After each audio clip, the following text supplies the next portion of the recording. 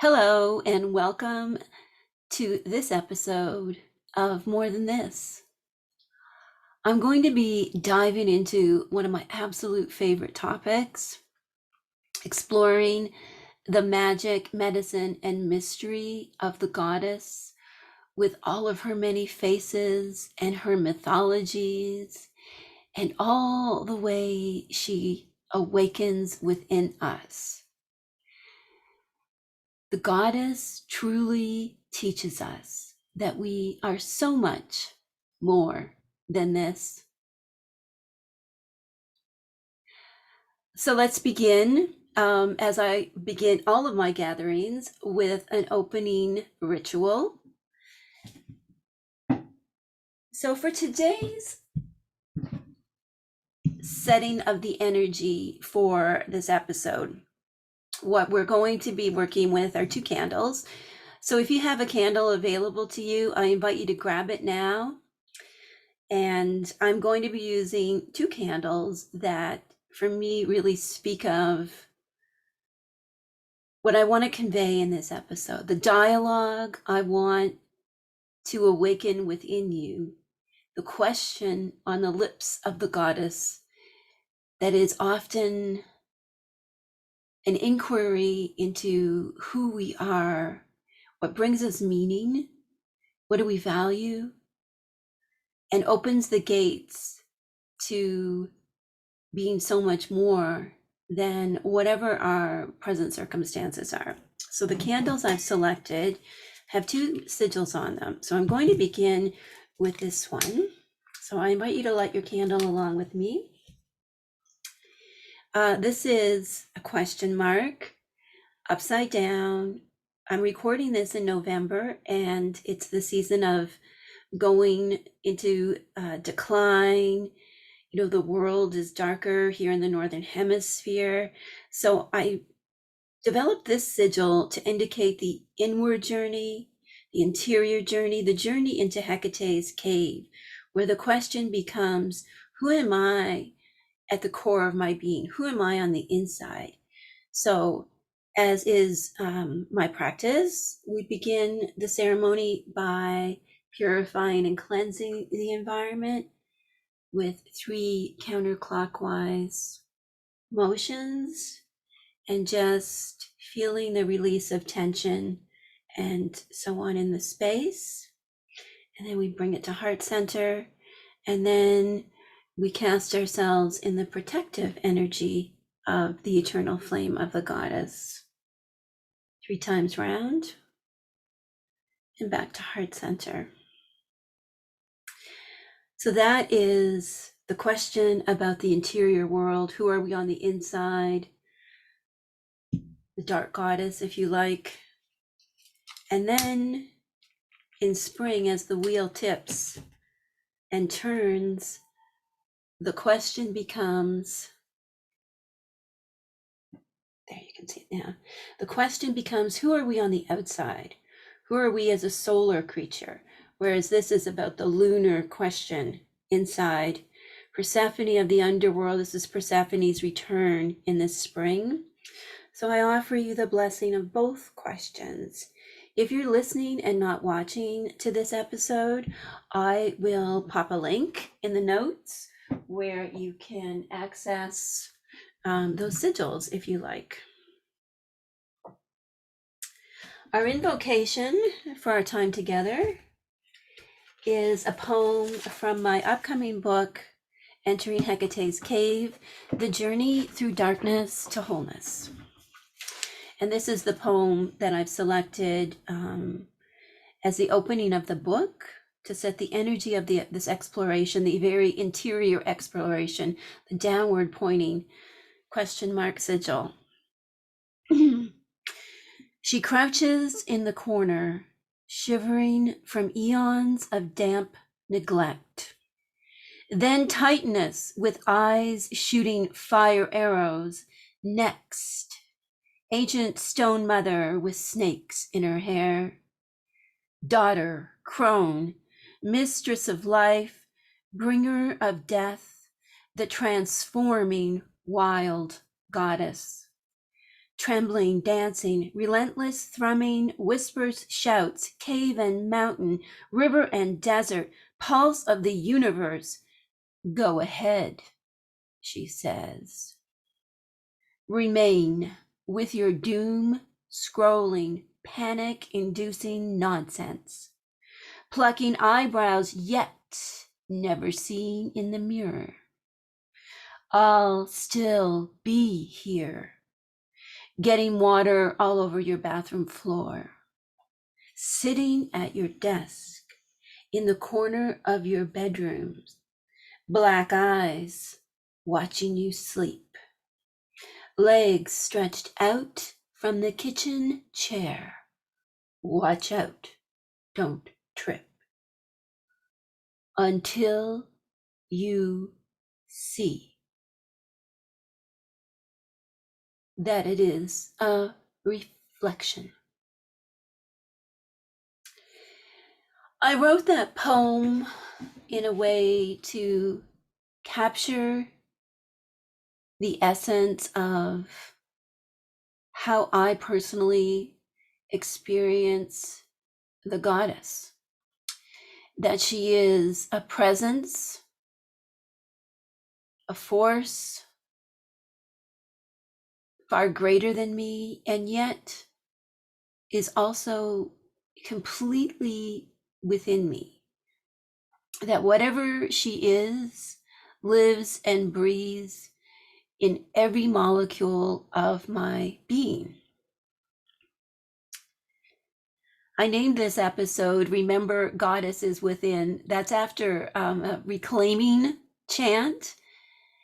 Remember the goddess is within. And I think for some of us, it's about on forgetting because we've been so conditioned by our upbringing, by culture, perhaps by the religion that we belong to.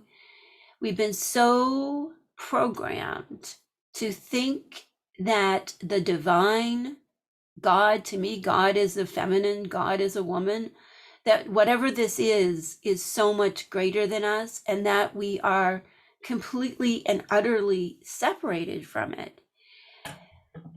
For me, I have a very distinct memory of the first time I connected to the goddess within and without and everywhere.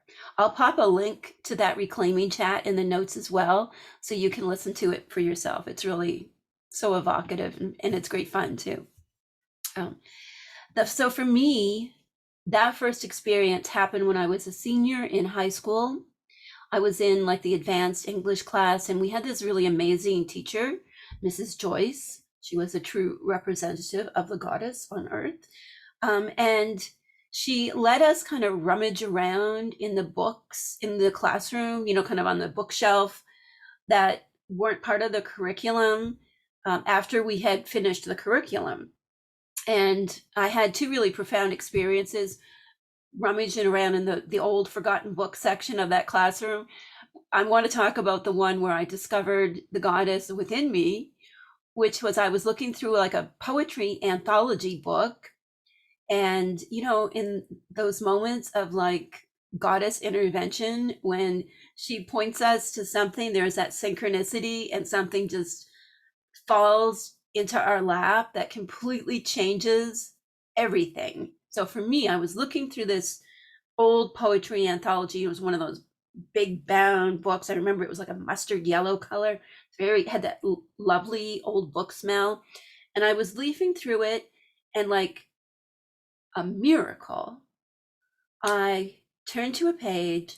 It was a page, it was a poem on this page, and it was called Ode to Cynthia, I believe, by the poet Ben Jonson. So this is like in Shakespeare's times, roughly. And it was called Ode to Cynthia. And I was like, that's my name. What is going on here? I had never to this point done any inquiry about the meaning of my name. My parents never talked about the meaning of my name. In my family, I was actually called Sissy. Out in the world, I was called Cindy, but my name was in fact Cynthia. So I was like, Ode to Cynthia, moon goddess, woo, game changer, life changer. Um, so I read this poem and I was like, wow, like, does Cynthia mean moon goddess? And up until that point in my life, I think I had maybe been exposed to some mythology and, poetry and whatnot, certainly in my upbringing. Loved Lord of the Rings, when I was in junior high. So I loved that, but there's not a lot of strong female characters in there. And it was the first time this poem, like, hail Mr. Johnson in his grave, because that poem just, whew, it awakened the goddess within me. I unforgot what because of my Pentecostal upbringing, being in the education system in the 80s, and all of those things just kind of like, woo, went away. And I was like, there was numinosity. Something just came out of that page and lit something within me in a way that had never been kindled in my life to that point. And that's when I fell in love with the goddess. And I remain, all these decades later, completely mesmerized by the mythology, by the historical practices of the different groups and religions centered around the goddess, on how people personally experience the goddess, and how I have walked with the goddess for all these years and where she's led me, and just what a wonderful, wonderful experience. How rich my life is because I opened that book that day. I was curious. I asked a question. And for me, the goddess, however you see her, it's about the question. To me, the goddess is the wildness of asking the question. It is about curiosity, personal exploration. It's not about dogma or doctrine. It's not about there's a right way and a wrong way to do this or that. It's about intuition. It is about what is lunar within us.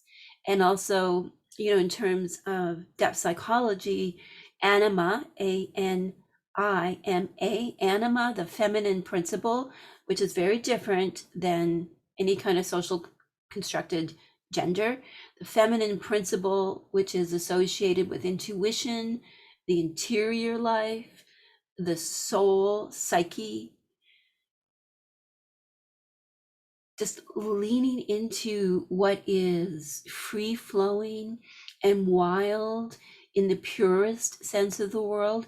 Wild doesn't mean disorganized or confusing. Wild is about being connected to our true essence, what is wild and untamed. And to follow up with my Ode to Cynthia poem, I went on a quest to discover what this was all about. This is pre-internet days or early internet days, right? And discovered that Cynthia was a name for Artemis. And so I completely fell in love with Artemis. And of course, Artemis is connected to Diana and so on. And it's led me, fed me my exploration of the history and mythology and how art celebrates or defiles the goddess. It hasn't stopped since I was like 16-year-old Cindy, very confused, feeling completely out of place in the world, like I didn't belong anywhere. And who'd have thought that I would find my place in the world, in the dusty old book, in a poem written by a long dead white guy, but it led me somewhere because I asked the question, what is this all about? And I continue to ask the question. And for me, that is, however you see the goddess, like, ask the question, ask the question, because the questions lead us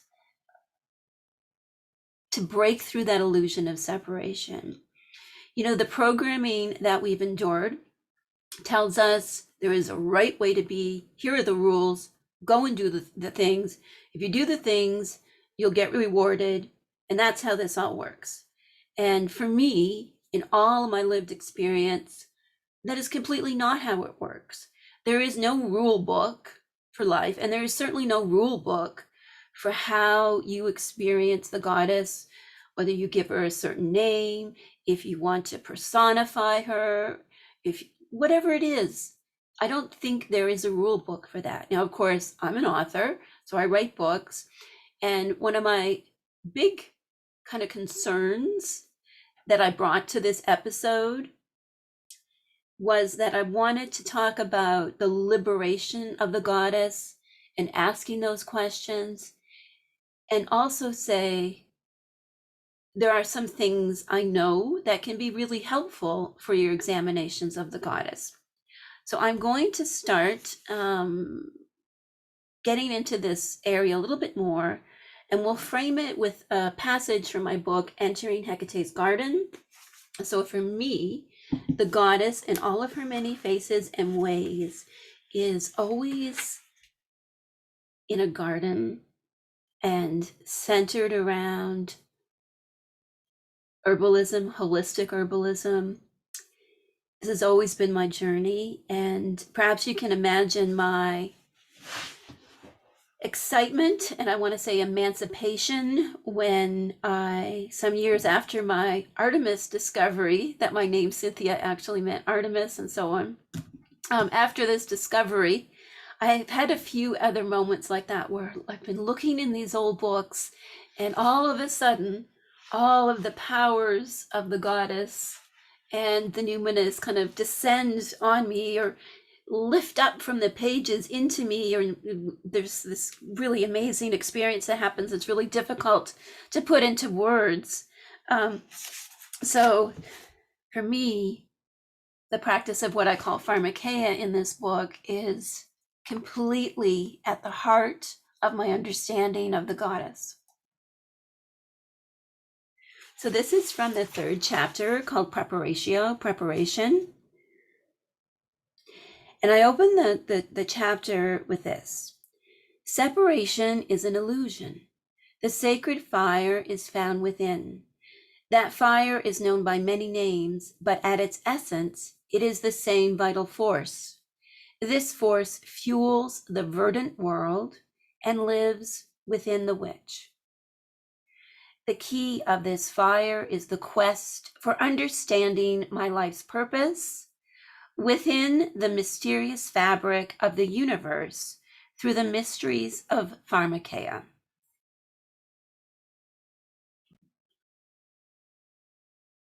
So to me, breaking through the illusion of separation is truly what the goddess does. This is how we learn that we are so much more than this. Of course, in my writing, I am well known for my books centered around Hecate as a face of the great goddess.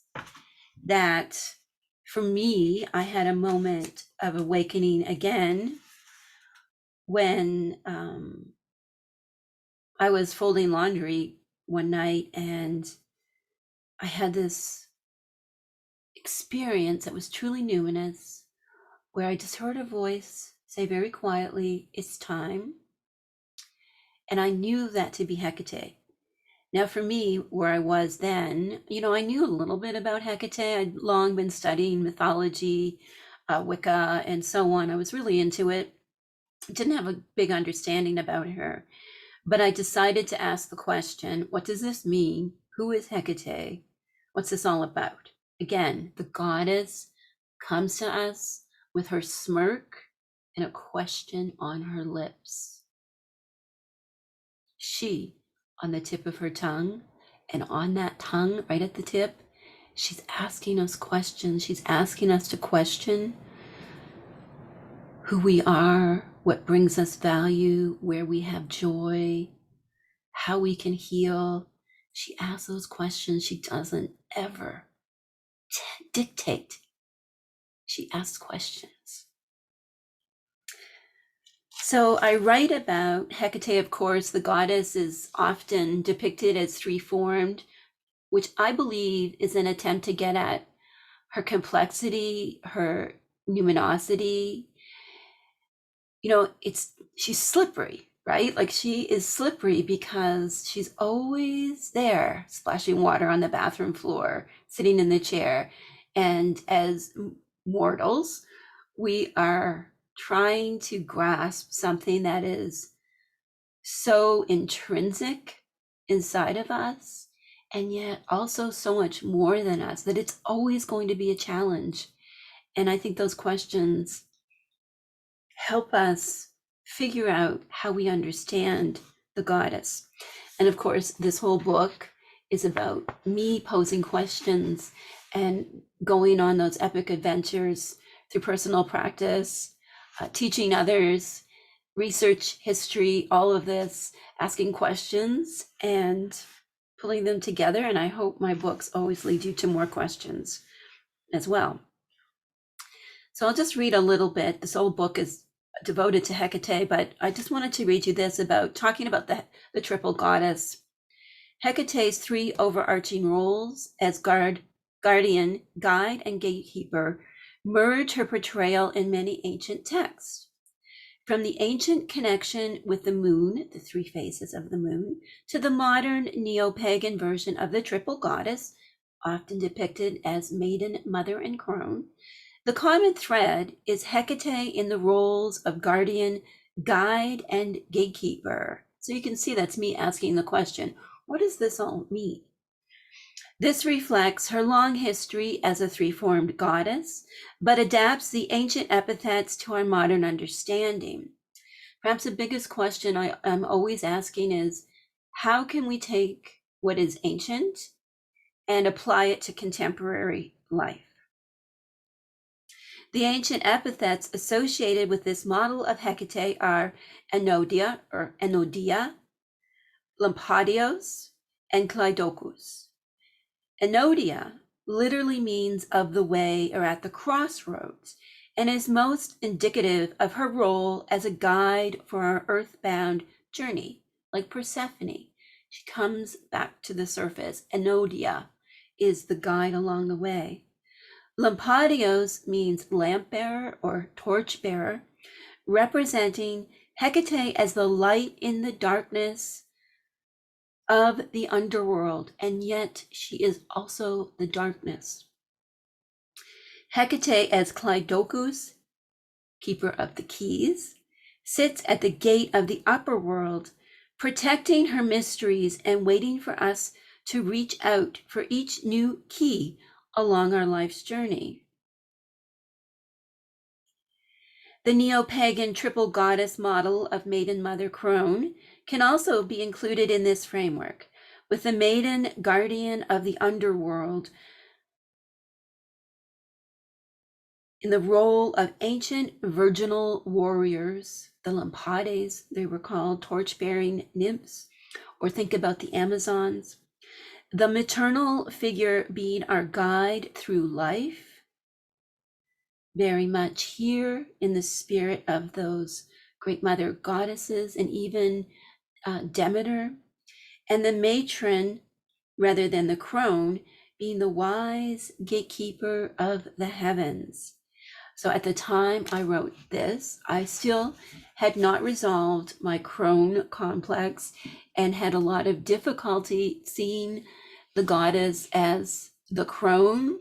So this has been written, we're talking 4 or 5 years ago at this point. Since then, I had an experience of the crone that I'll talk about in another episode. The crone literally arrived in my driveway. It's very otherworldly. And I've resolved my crone complex. The crone is certainly such a beautiful aspect of the goddess. And if you see her as such, that's beautiful. She will come to you how you are meant to perceive her.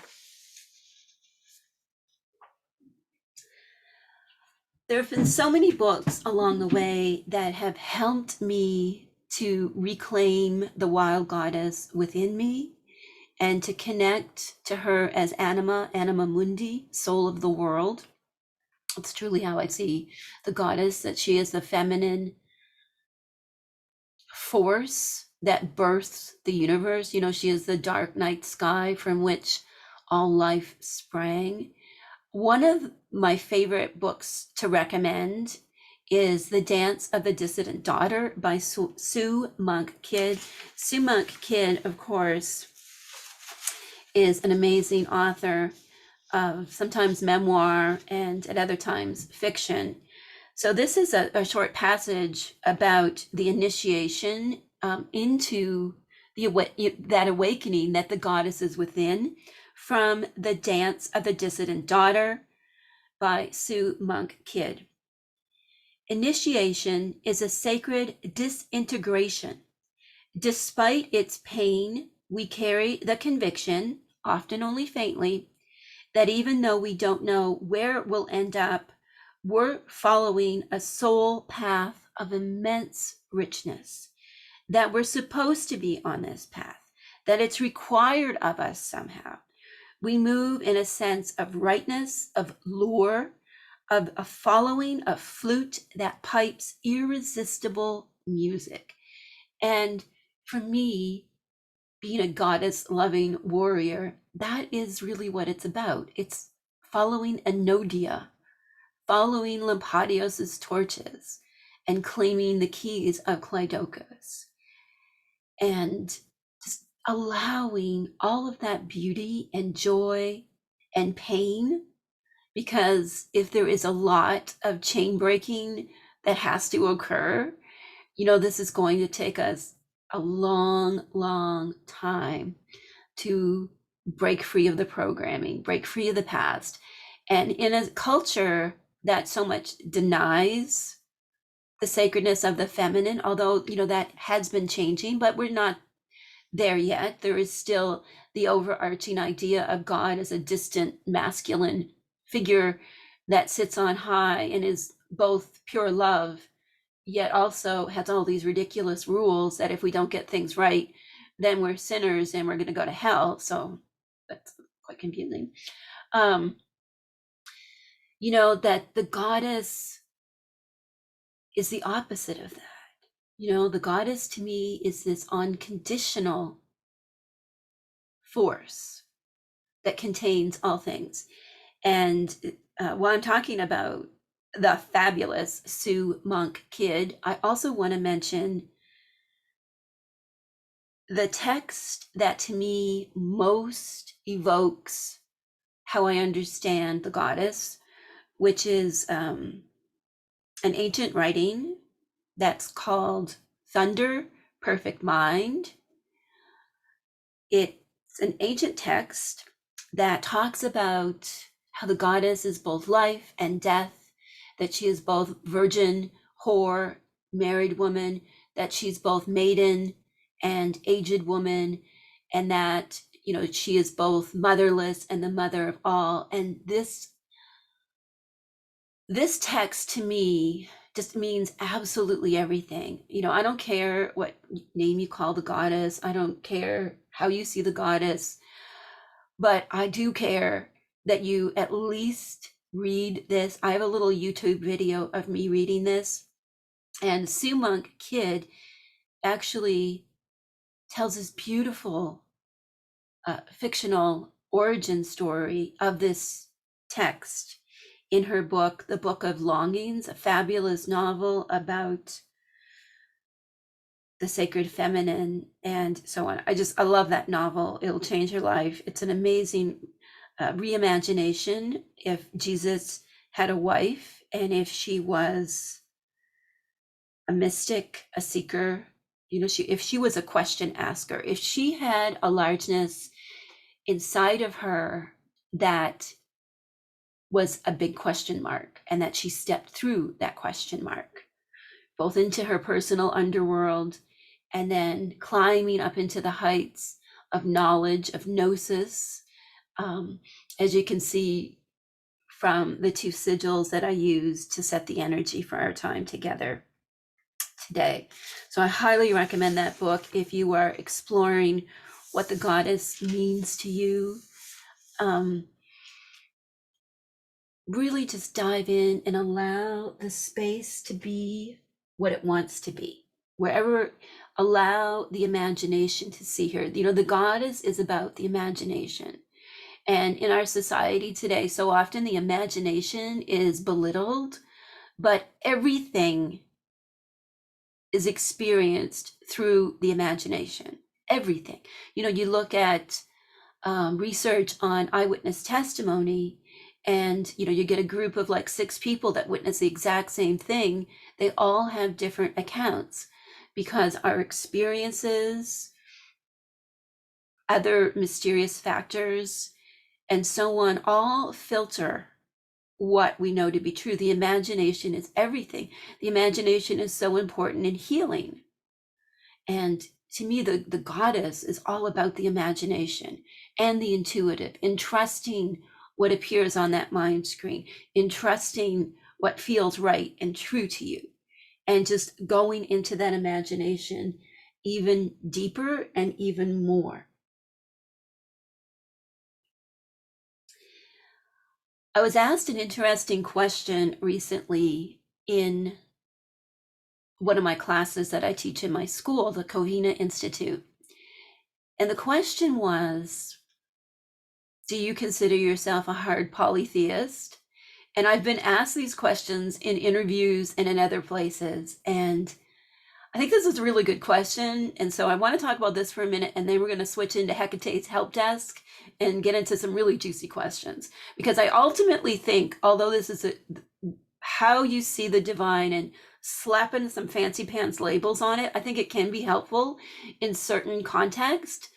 But I do not lose sleep trying to figure out if I'm a hard polytheist or all these other terms, or what type of theist I am. If indeed I am a theist, I don't lose sleep over that. I lose sleep in trying to understand the mythology around the goddess, trying to understand what artwork depicting her, even modern songs. That keeps me up at night.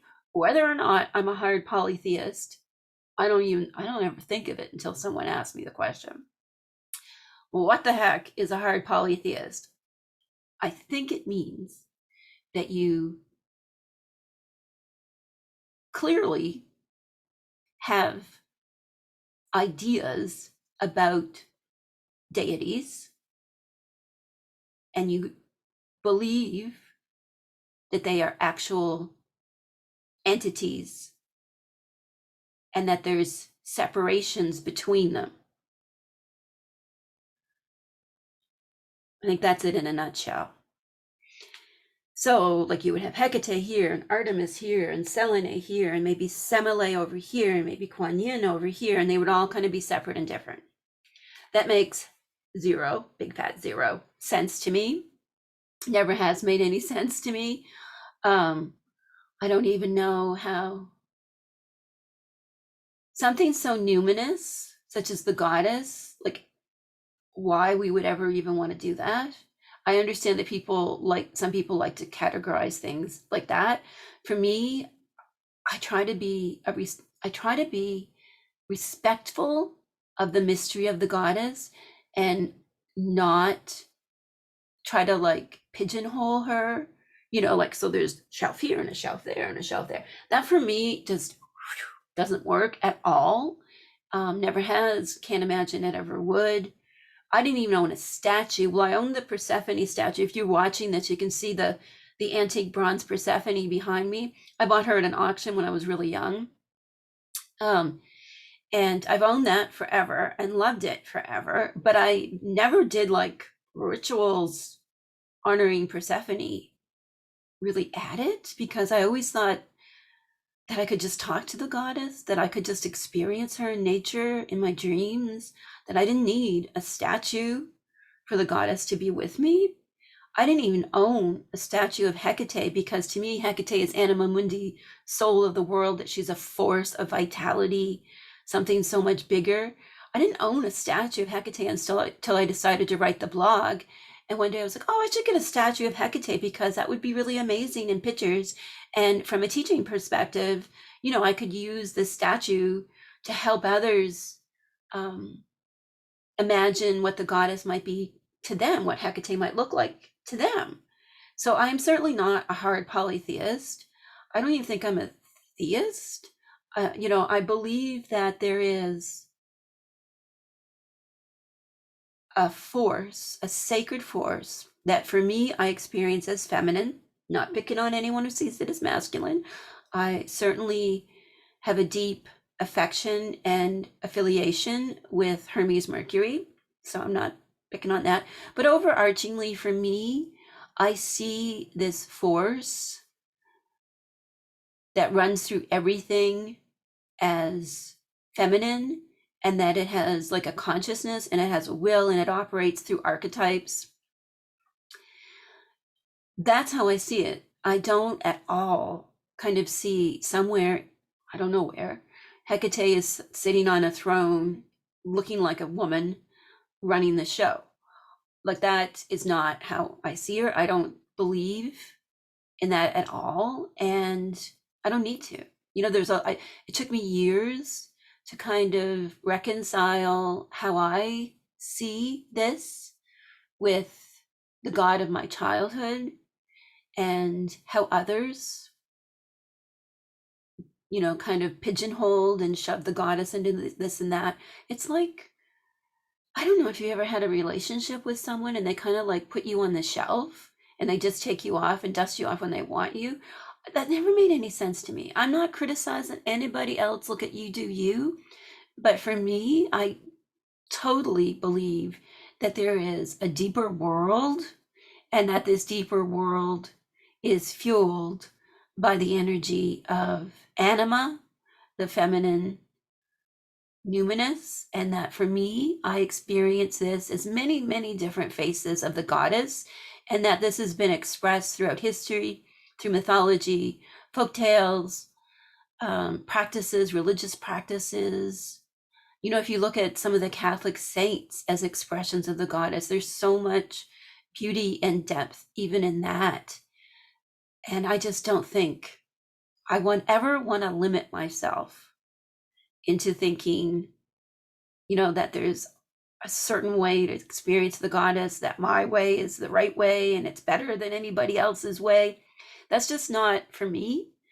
I love learning how other people experience the goddess, how they experience spirituality. For me, again, the goddess is all about the question, which leads us to the questions for this episode.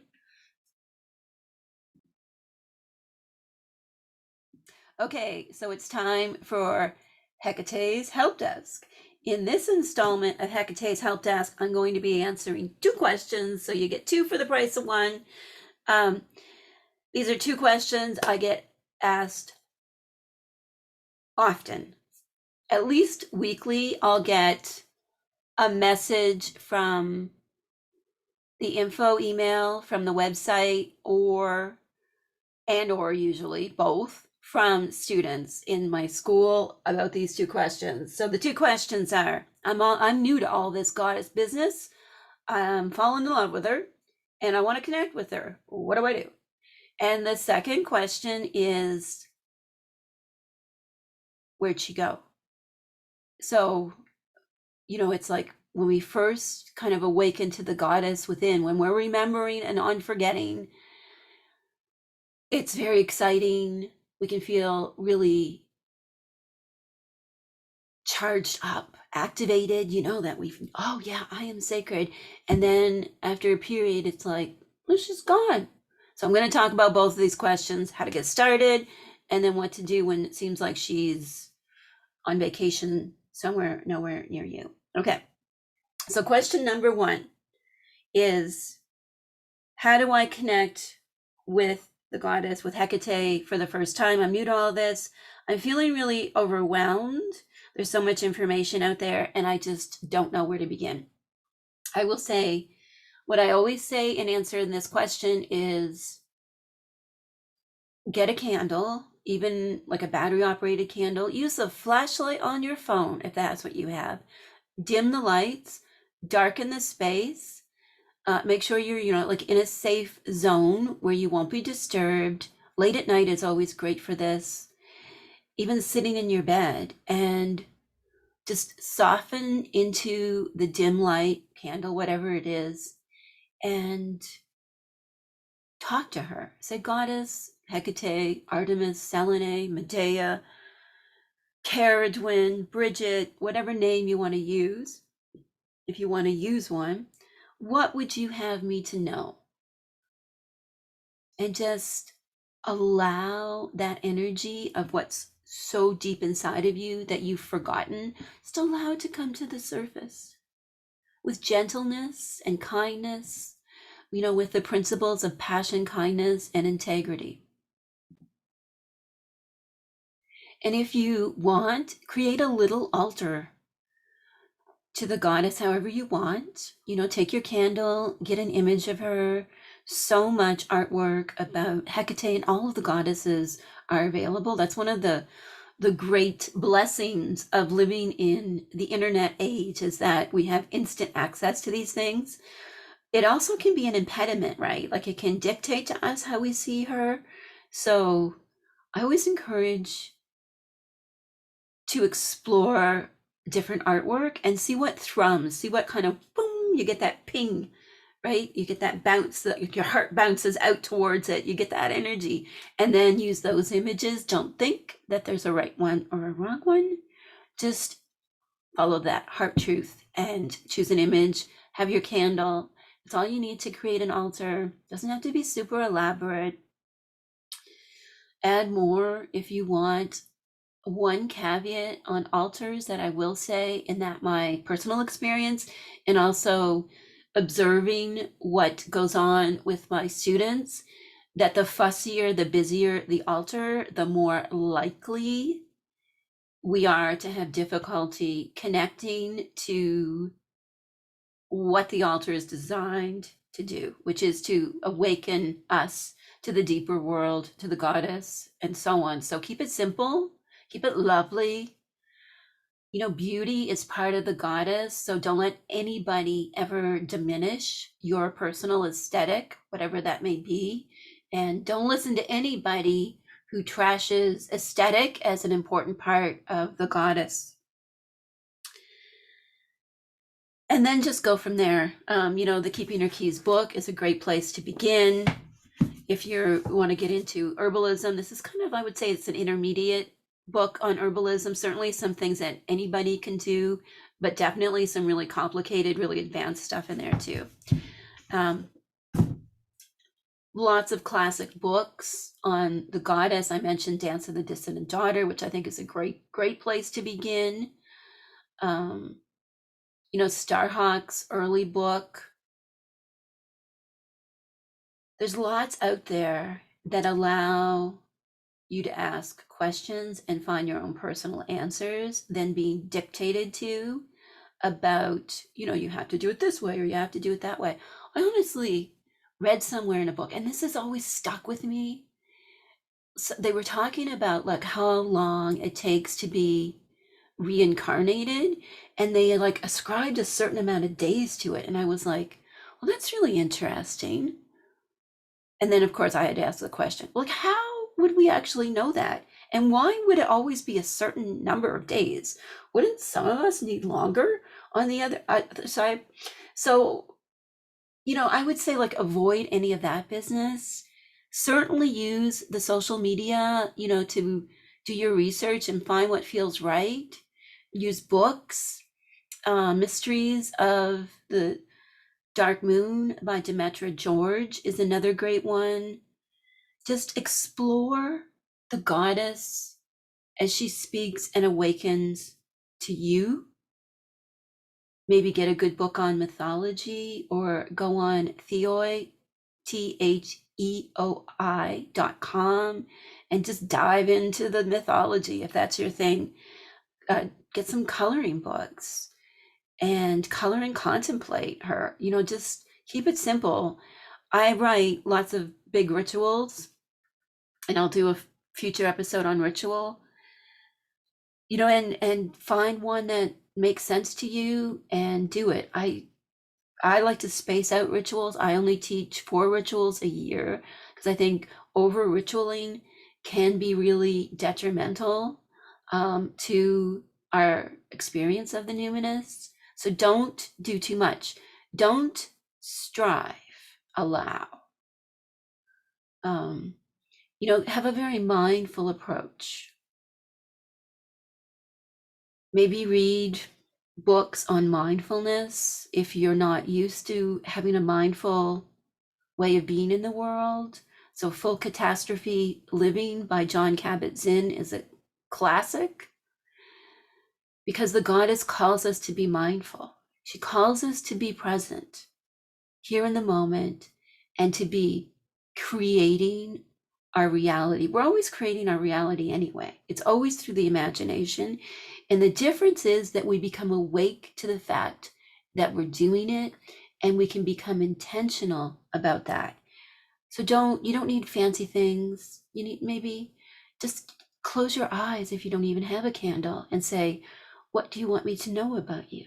And begin slowly, steadily, riding her ways, which will sometimes be exciting, and you'll feel held, and you'll have these beautiful experiences of synchronicities, and your dreams will be lit up, and it will be amazing. And then there are the other times, which leads us to our second question. Where'd she go? Okay, so first I have to say, you've already heard most of my answer in answering the first question. So for this question, I want to say this. It is always not about the energy of goddess infatuation, which we get when we first kind of awaken. When I was in that high school classroom, I was very infatuated. When I read in the Argonautica about Hecate's garden, I became infatuated, enchanted. When it comes to having a loving, enduring association with the goddess within and without and everywhere, there will be periods when you're not high on love. Like it's not, you think of a relationship, any relationship that we have, and in Keeping Her Keys, I talk a lot about the relationship with Hecate, that this is a relationship with ourselves, first and foremost, and also how we understand the goddess, the sacred, the divine, God, if you like. God is a woman in my world, and that's good and beautiful to me.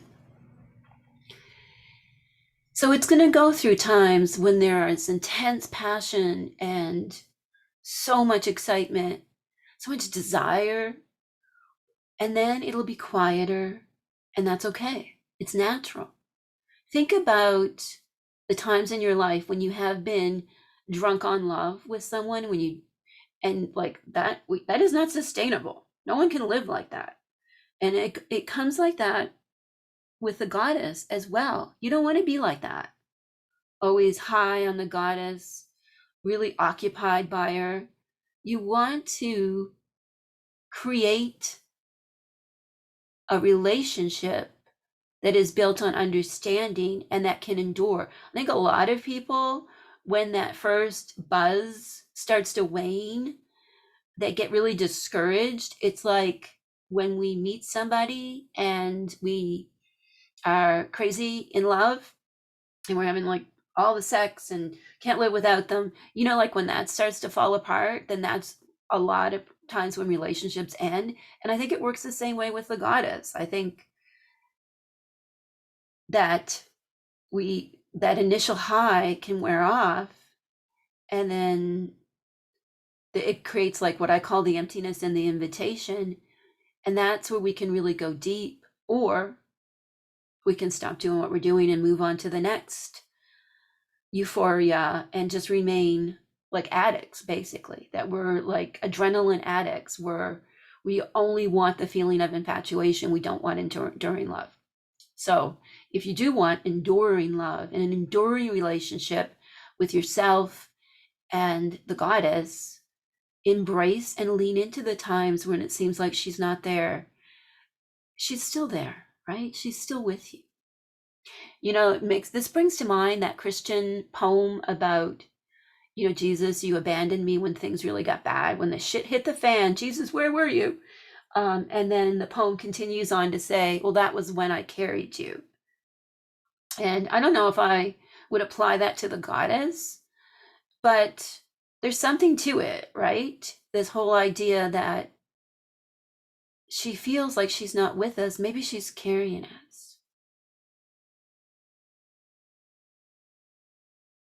She feels like she's not listening. Maybe she's waiting for us to say something. Or, you can't get that drunk adrenaline, super spiritual feeling. Maybe that's not what you need anymore. Maybe you've evolved. Maybe you've broken through that illusion of separation enough that there is a unification within, that you don't feel her as distant and removed because she's with you all the time. It's kind of like the difference between when you're first seeing someone and they don't live with you. And so it's all anticipating when you're going to see them again, when you're going to hear from them. And then you actually have been living together for years and there is a comfort, but that buzz is not there. But there is trust and respect and mutual understanding and kinship, which ultimately I'll effing choose that any day over being punch drunk on the goddess. That's rough. I've been there many times in my life. It's rough. You can't even get anything done. You can't get chores done. You can't focus. I'll take this settled, stable, enduring comfort with occasional experiences of something so much more. I'll take that any day over the insanity of being drunk on the goddess. She is within. So thank you so much for listening. I am going to conclude this episode, this time together, our sacred circle exploring the goddesses, with another of my poems. This poem hasn't had a home in a book appear for it yet, so I'll read that to you just to say goodbye and see you next episode. My goddesses are wild and free, inconvenient, independent, rebellious, resistors, revengers. My goddesses are wild and free, hunting the wicked, conquering monsters, turning fools into swine, driving dragon chariots across the sun, shining pale moon beams, burning torches, all the stars above and the deepest depths. My goddesses are wild and free, many faces, many moods. They scare the life into me. Shakers, movers, chain breakers, dream haunters, screaming whispers, dead silence, enduring, changing, fleeing, remaining, my darkest desires, my brightest dreams. My goddesses are wild and free, death walkers, truth talkers, trouble makers, impatient with fakers, claiming those they desire and casting others into their fire. My goddesses are wild and free, answering my call, showing up uninvited, forever traveling their road, leaving a trail that I must follow. My goddesses are wild and free.